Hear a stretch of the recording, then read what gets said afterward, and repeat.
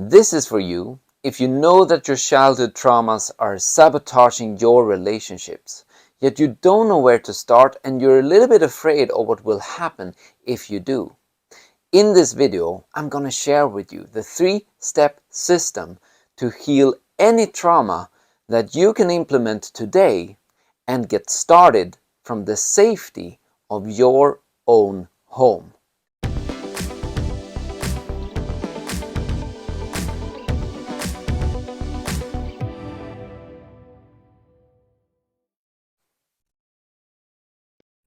Hi, my name is Oscar and I help people raise their vibration and share their gift with the world. And in this video, we're going to look at how you can heal your childhood traumas and find deep fulfillment in your relationships. Now, the way that I came across this system is honestly a little bit of a fluke. And even though it's very intuitive, it's 3 separate occurrences that happened in my life that played a big part for this realization to come to me.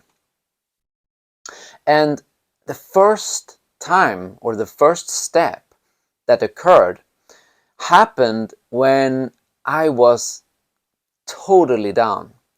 You see, I had just been dumped by my girlfriend, and over the phone, by the way, so I really didn't feel that good.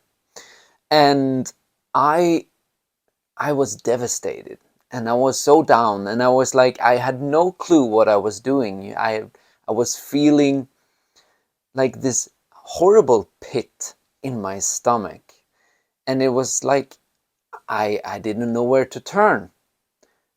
So, and I didn't call a friend or something that most people do. No, I did. I just asked Google, how do you get over a relationship? Or like, how can you heal from a breakup? And I mean, most of the results that came up, they weren't really interesting. And I felt a little bit like discouraged when I saw it. But then at like a second page, I think I strolled to the second page of Google, and at that page something came up that was called the Authentic Man Program, and I was just like, whoa, what is this? I was just like, but there was like this resonance inside of me. It was sort of the first time really that I had felt it, and I said like, ooh, this might be something. And so I got there and I started to see this guy. He was teaching guys how to become a little bit connected to their body and everything. And I was just like, the body? Why? What does that matter? But anyway, I decided to give it a try. So I bought the program. And one of the very first exercises was this one. Can you feel your feet? I'm like, yeah, well, why? What does that have anything to do with it? But when I actually tuned in, I couldn't. I was totally in my head, you see, completely. And so when I started to sit, I just sat down on my in my chair at my computer, and I was just trying to feel my feet. And then, like, as I went with my awareness down to my feet, because honestly it was so cut off, it was like my head and then the body. And when I felt my feet, it was like almost like this pillar of light came down and like anchored me to the ground, and I was just like, what the hell happened? And that was the first time that I really started to feel the energies in my body. Obviously, that was just the first step. But from that, an awareness started to grow of how I could feel all the parts of my body. And that's one of the first steps when it comes to actually healing your trauma, is to become really aware of your body and how it feels. Because most people, They think it's like, oh, I have a little bit of a stomach ache, or I ate something bad, or I go to the doctor and I fix it. But the key is this, that your body is so intelligent. And mostly with the traumas, it's emotional blockages that are hurtful, that are painful, and that people mistake for stomach pains or whatever, right? So that's what I want you to really become aware of. How's your body feeling, right? What's going on there? Now, the second step, it came out of a complete coincidence, because I was just feeling a little bit of bored, perhaps a little bit of anxiousness, and I was sitting and I was scrolling through Wikipedia. And usually I don't do that. That's like when I'm really bored. But of some kind of reason, I was doing it, and I was reading about this really interesting thing about the Tao, and like how consciousness expansion and all of these things. And then I just scrolled past a word, and all of a sudden I got an ache in my body, and I thought like, oh well, I'm like, that I probably ate something bad, right? I wasn't really fully in tune, but there was something that said to me, you know what? Go back, see what that was. So I was just like, oh, okay, I'll read it again. I'm reading, da da da da da. I'm like, a word. It was just a word that I was reading, and that was painful. And I was just like, how can a word be painful? And that was when I started in the what I read. The word that I read was inadequacy. And then obviously it was a blue word, so I clicked on that, and then I was brought into this whole universe of emotions that I never really had paid attention to before. Because you see, the thing is this, that when I was with an ex of mine, I told her I don't know how to feel my emotions, and I said to myself, but I really want to learn how to feel it. And boy, did I learn, right? It brought me to become an emotional fitness coach that I am today. But anyway, so I was in Wikipedia, and I was scrolling and I was reading about inadequacy, and all of a sudden these enormous emotions were starting to flow throughout me. And I was just like, okay, now this is happening again. But from being in the body, now it was more of a subtle kind. It was like it was around me in certain ways. And as I read about this, it was like a memory started to occur in my life where I have felt this. A lot of times in my life, I really felt inadequate, like how teachers told me that I couldn't do certain things. And that's when it dawned on me that emotions are an incredibly important part for treating trauma as well, right? Because the more specific you are with the emotions, the clearer the memory becomes. And it goes from the body first, right? So the body awareness needs to be there, because then you become aware of the subtleness of the other things too. And the third thing that sort of brought it all together, it was like when I was, you know, in my life, I've always had this enormous working morale. Right now, when I'm creating the videos, I'm sort of having it as well, but I've learned to look at myself and be a little bit more, you know what, give yourself some pat on the back. You're doing fine.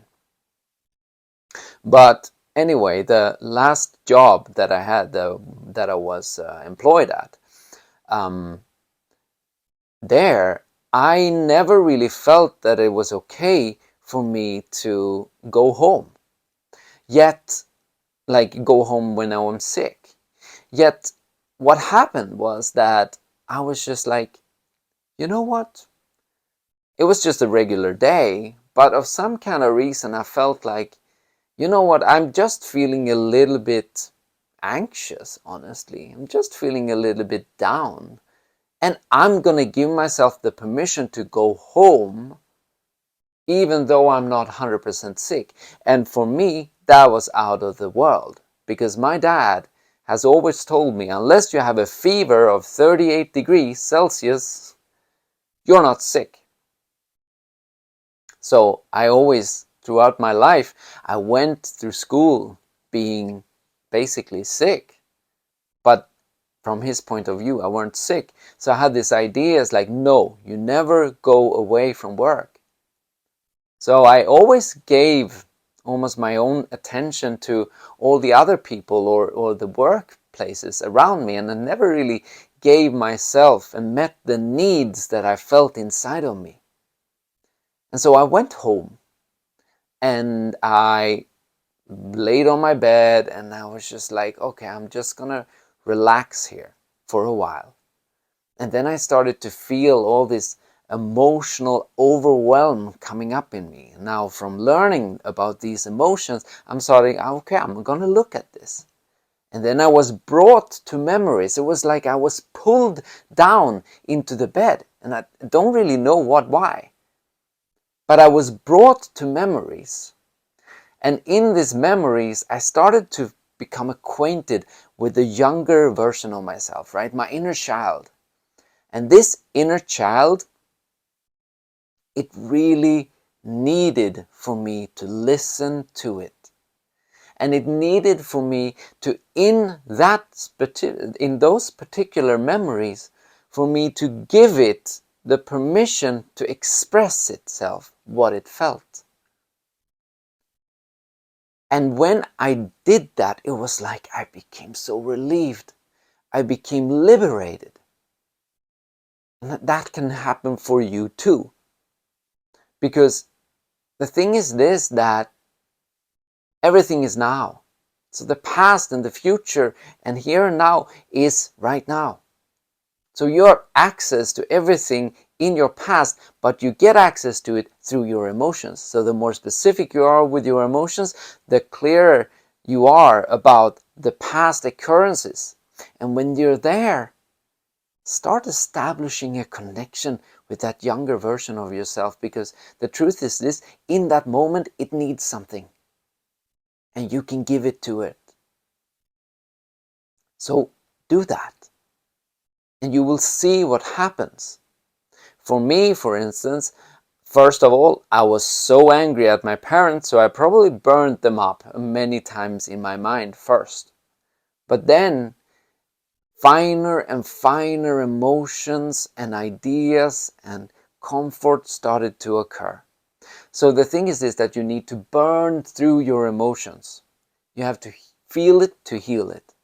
And when you do, you will start coming to this place of a more of an internal balance. And that's the very first steps of becoming able to heal your traumas. And if you give yourself the permission just to go to these pains in your life and be there and see maybe the childhood that you wanted. See what happens when you give the child the permission to have the parents that you create in your mind, to be there for it. I promise you, something will click inside of you, and that trauma, that letdown, that anger will start to fade. So those are the 3 steps: your body, your emotions, and then your memories where you fulfill the need. When you do this, everything will start to change. But be very gentle with yourself and allow yourself to have a very safe environment when you do it, because safety is key. Safety is key. Now, if you found this really interesting, I have 2 other videos that you should look at. One of them is called Radical Acceptance Unleashed. I will link it in the video here. And the other one is called the Letting Go Technique. So check those videos out and please drop a comment below. And don't forget to like, subscribe, and click the notification bell. And I'll see you in the next video. So peace, love, and joy to all of you. Bye for now.